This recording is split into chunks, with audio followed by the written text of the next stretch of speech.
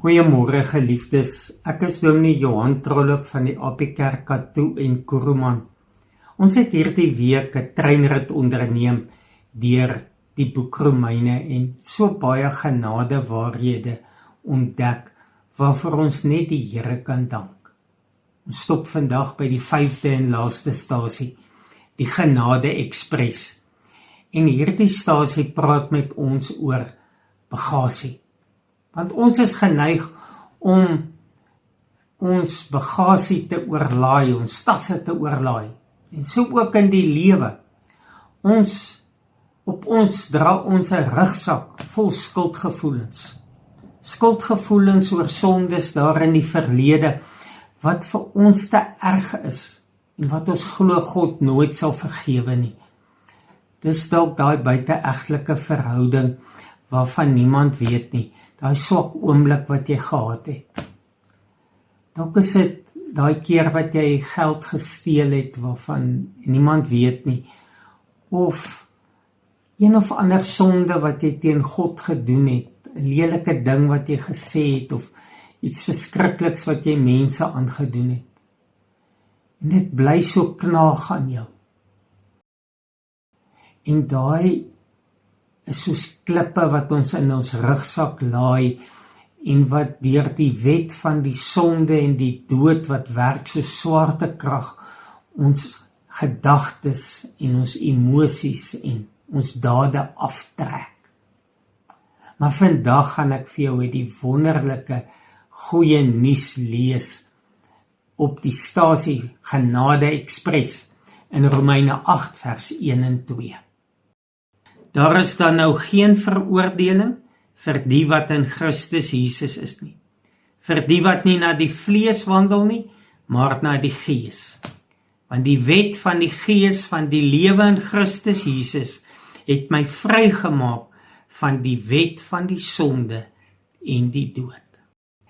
Geliefdes, hoor jy dit? Daar is dan nou geen veroordeling vir die wat in Christus Jesus is nie.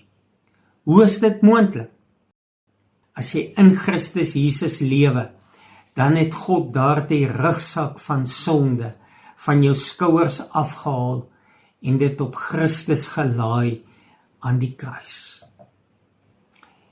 En hy het volkome die straf vir jou sondes gedra. Soos God jou raak sien, dan sien hy nie jou met jou foute nie, maar hy sien Jesus Christus raak, wat die prys vir die sonde volkome betaal het. Dit beteken nie, jy het nie foute gemaak nie. Dit beteken nie, jy het nie sonde gedoen nie. Maar dit beteken, dat hy Jesus se prys aanvaar het, as betaling vir jou sondes. En nou, sê vers 2 vir ons, gebeur daar 'n wonderlike ding.